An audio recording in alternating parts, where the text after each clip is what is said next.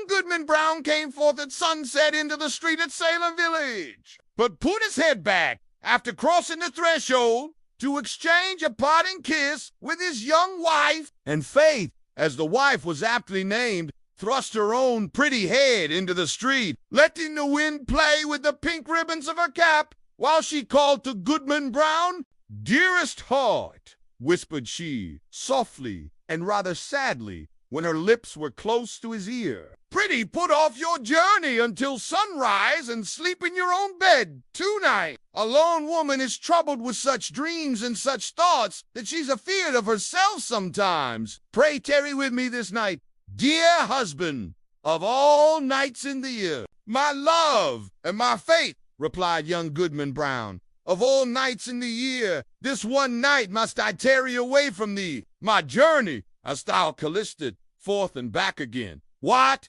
my sweet, pretty wife, dost thou must needs be done.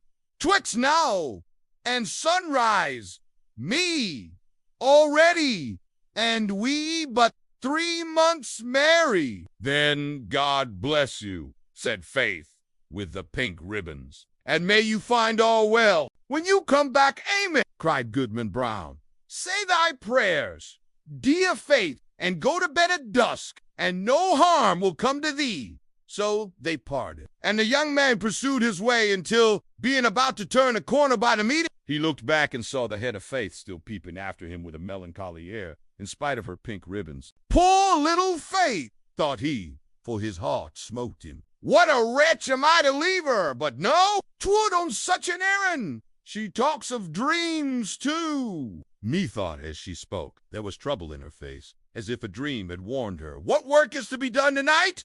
Kill her to think it? Well, she's a blessed angel on earth, and after this one night I'll cling to her skirts and follow her to her." With this excellent resolve for the future, Goodman Brown felt himself justified in making more haste on his present evil purpose. He had taken a dreary road, darkened by all the gloomiest trees of the forest, which barely stood aside to let the narrow path creep through, and closed immediately behind.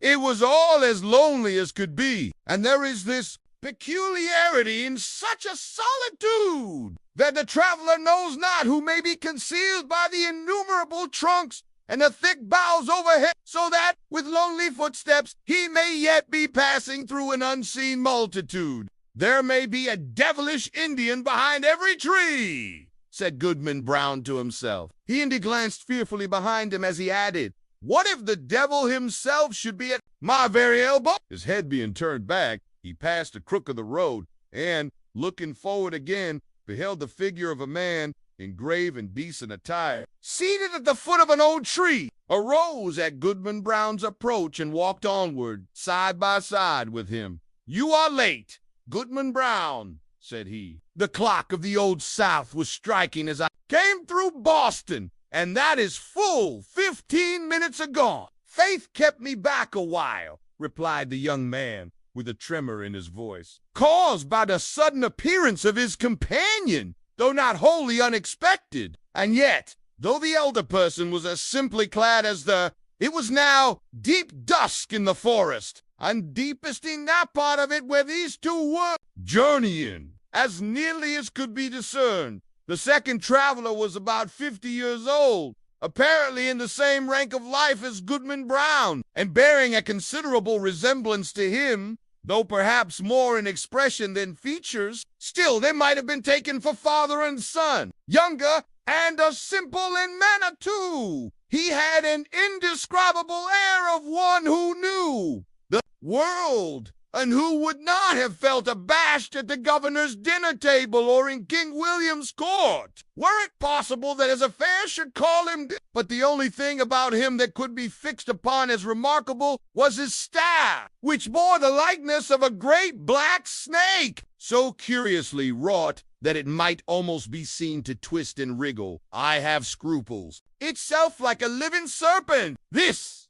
of course, must have been an ocular deception, assisted by "Let us walk on." Nevertheless, the uncertain light. "Come, Goodman Brown," cried his fellow traveler, This is a dull pace for the beginning of a journey. Take my staff, if you are so soon weary. My friend, said the other Scruggs, exchanging his slow pace for a full stop, having kept covenant we have. By meeting here, it is my purpose now to return, whence I came, touching the matter. Thou what saint? Of sayest thou so? Replied he of the serpent, smiling apart, reasoning as we go. And if I convince thee not, thou shalt turn back. We are but a little way in the forest yet. Too far, exclaimed the Goodman, unconsciously resuming his walk. I helped your grandfather. The father never went into the woods on such an errand, nor his father before him. Been a race of honest men and good Christians since the days of the martyrs. And shall I be, I would.